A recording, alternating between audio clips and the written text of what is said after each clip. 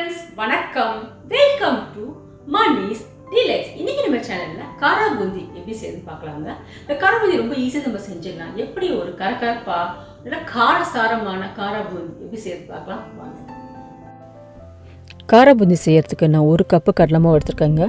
இந்த கடலை மாவை நான் 2-3 வாட்டி நல்லா ஜலிச்சு எடுத்துக்கலாம் நம்ம. இந்த கடலை மாவு கூட நான் ஒரு 1/4 டீஸ்பூன் உப்பு சேர்க்குறேன். அதுக்கப்புறம் இதனோட ஒரு 1/4 டீஸ்பூன் பெருங்காயம் சேர்த்துக்கலாம். நான் வந்து மிளகாத்தூள் இந்த மாவோட சேர்க்கலை, நான் கடைசியில் தான் சேர்க்க போகிறேன். இப்போ ஒரு பிஸ்கட் வச்சு நம்ம இதை நல்லா வந்து கலந்துக்கலாம். அதுக்கப்புறம் கொஞ்சம் கொஞ்சமாக தண்ணி சேர்த்து தோசை மாவு பதத்துக்கு நம்ம இந்த மாவை கரைச்சிக்கலாம். இந்த பிஸ்கட் யூஸ் பண்ணுறதால உங்களுக்கு கட்டிங் அவ்வளோ வரவே வராது. ரொம்ப யூனிஃபார்மாக பேட்டரை வந்து உங்களுக்கு கிடச்சிரும். இப்போ கொஞ்சம் கொஞ்சமாக தண்ணி ஊற்றி பொறுமையாக நம்ம கலந்துக்கலாம். ரொம்ப தண்ணி ஊற்றிட்டிங்கன்னா மாவு ரொம்ப தண்ணியாகிடும் உங்களுக்கு. ஸோ இந்த பர்ஃபெக்டாக கன்சிஸ்டன்சியில் நீங்கள் மாவை வந்து கலந்து வச்சுக்கலாம். இப்போ பாருங்கள், நான் ஸ்பூன் எடுத்து ஊற்றும் போது உங்களுக்கு இந்த மாதிரி விழற மாதிரி இருக்கணும். உங்களுக்கு இந்த விழும்போது கொஞ்சம் அதுவே இந்த ட்ராப்லெட்டாக விழும். அதுதான் பர்ஃபெக்டான பதம் Kara Boondi மாவுக்கு. பார்த்தா தெரியும் உங்களுக்கு ட்ராப்பாக விழுது பார்த்தீங்களா. இதுதான் இந்த மாதிரி மாவை நீங்கள் செஞ்சுக்கலாம். இன்கேஸ் மாவு ரொம்ப திக்காக இருந்தால் கொஞ்சம் தண்ணி சேர்த்துக்கலாம். இல்லைன்னா உங்கள் மாவு வந்து ரொம்ப வந்து தண்ணியாக இருந்தால் கொஞ்சம் கடலை மாவு சேர்த்து நீங்கள் மாவை வந்து அட்ஜஸ்ட் பண்ணிக்கலாம்.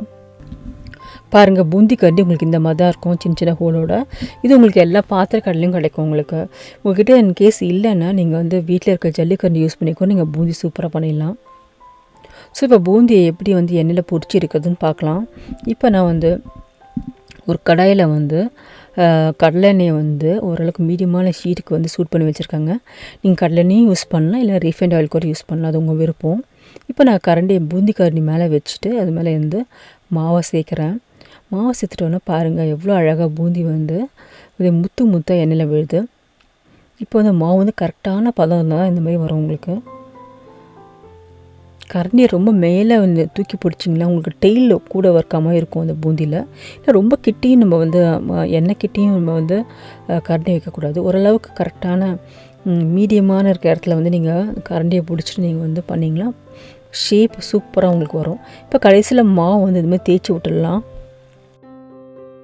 இப்போ பூந்தியை போட்டு ஒரு நிமிஷம் அதை டிஸ்டர்ப் பண்ணாதீங்க. இந்த பபுள்ஸ் எல்லாம் நல்லா அடக்கிட்ட பிறகு அதுக்கப்புறம் நம்ம வந்து கரண்டி வச்சு நம்ம திருப்பி விடலாம்.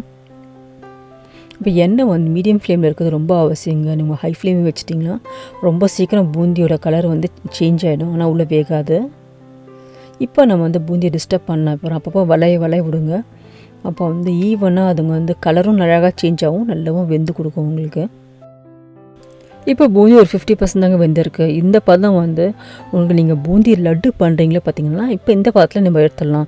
ஆனால் நம்ம பூந்தி லட்டு செய்யலை, நம்ம Kara Boondi செய்கிறோம். ஸோ அதனால் நமக்கு வந்து கிறிஸ்பியான உங்களுக்கு பூந்தி வேணும். ஸோ அதனால் இன்னும் ஒரு நிமிஷமாக நம்ம இந்த பூந்தியை நல்லா ஃப்ரை பண்ணி நம்ம எடுக்கலாம். இப்போ அதுமாதிரி பூந்தியை வந்து ஹை ஃப்ளேம் வச்சு நம்ம வந்து பொரிக்க வேணாம், ஏன்னா உங்களுக்கு கலர் ரொம்ப சீக்கிரம் சேஞ்ச் ஆகிடும். அப்புறம் வந்து பூந்தி சரியாக வேகாது. ஸோ அதனால் மீடியம் ஃப்ளேமில் வச்சுட்டு பொறுமையாக நம்ம பொரிச்சு எடுக்கலாம். பூந்தி ஆல்மோஸ்ட் ரெடி ஆகிடுச்சுங்க. பாருங்கள், கலர் நல்லா சேஞ்ச் ஆகிடுச்சு. நீங்கள் எடுக்கும் போது உங்களுக்கு நல்லா சத்தம் கேட்கும், இந்த கிறிஸ்ப்னஸ் சத்தம் உங்களுக்கு கேட்கும். நீங்கள் அட்லீஸ்ட் ஒரு பூந்தியை கையில் எடுத்து நீங்கள் நசுக்கி பார்த்தாலே உங்களுக்கு அந்த கிறிஸ்மஸ் நீங்கள் ஃபீல் பண்ணலாம். இப்போ எல்லா பூந்தியும் நான் வந்து எண்ணெயை வடிக்க வச்சு எடுத்துட்டேன். நான் சூப்பரான Kara Boondi ரெடி ஆகிடுச்சு.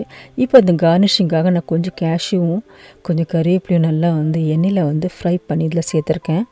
நான் உப்பு ஏற்கனவே மாவோடு சேர்த்துறேன், அதனால் நான் உப்பு சேர்க்க போகிறதில்ல. இப்போ இந்த பூந்திக்கு காரத்துக்கு மிளகுத்தூளும் சேர்க்கலாம், இல்லை மிளகாத்தூளும் சேர்க்கலாங்க.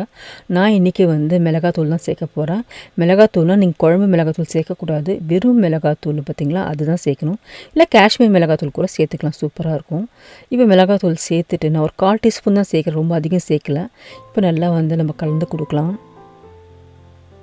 இப்போ பாருங்கள், சூப்பரான காரசாரமான கிறிஸ்பியான Kara Boondi ரெடி.